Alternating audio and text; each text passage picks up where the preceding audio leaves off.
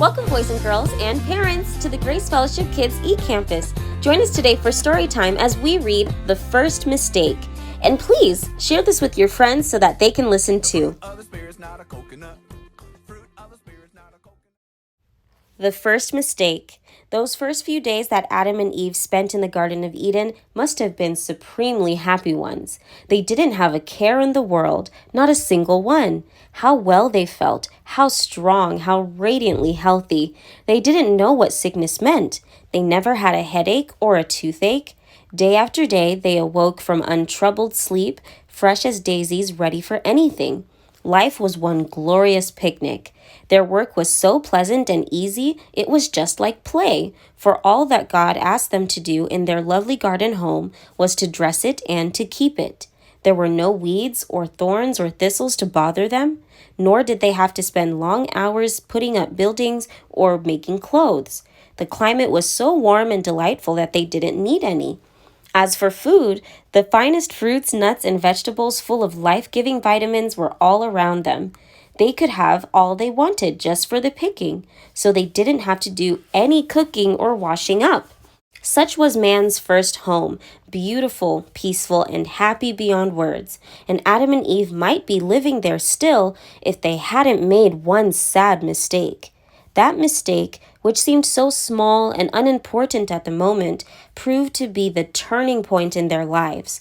Afterward, nothing was ever the same again. It happened this way.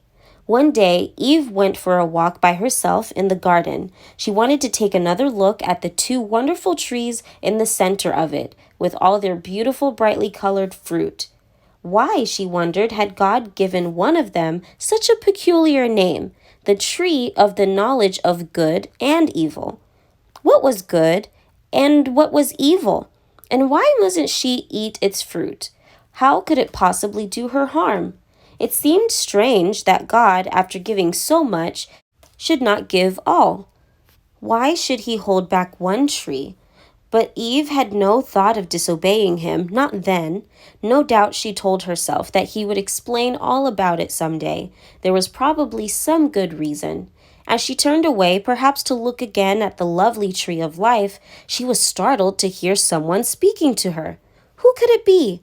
The only voices she had heard up to now had been the voice of God and the voice of Adam. Now someone else was speaking. Astonished, she looked this way and that, but saw nobody. Then she noticed that the voice was coming from a serpent.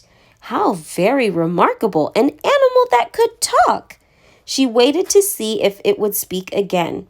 It did, and its voice was so friendly and pleasing that any fears she may have had disappeared. After all, it was rather nice to have someone else to talk to, even though it was only a serpent. Who was this serpent, and why was it able to talk? The Bible tells us that it was the devil and Satan, which deceiveth the whole world. First known as Lucifer, the light bearer, he was once a leader of the angels in heaven, but he rebelled against God and was cast out of heaven. Then it was that he came to this earth to take revenge on God by trying to spoil his plans for man's happiness. Of course, Eve did not know all this, not then. If she had, she surely would not have listened to him. All she knew was that there was a most unusual creature talking to her in a kindly, gracious voice.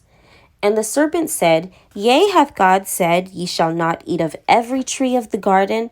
Yes, replied Eve innocently, that's right. We may eat of the fruit of the trees of the garden, but of the fruit of the tree which is in the midst of the garden, God hath said, Ye shall not eat of it, neither shall ye touch it, lest ye die.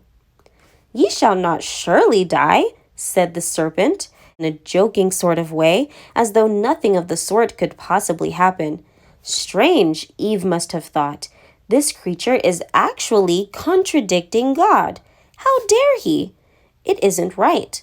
She should have run from the scene and told Adam and God what had happened, but she didn't. She stayed, she listened, and here she made her first mistake.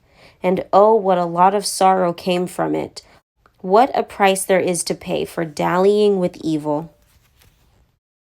Thank you for watching, Aaron and Elsie, Samora and Ariana, Clifford and Sean. Share this with your friends so that they can listen too. Bye-bye. The fruit of the spirit's not a coconut.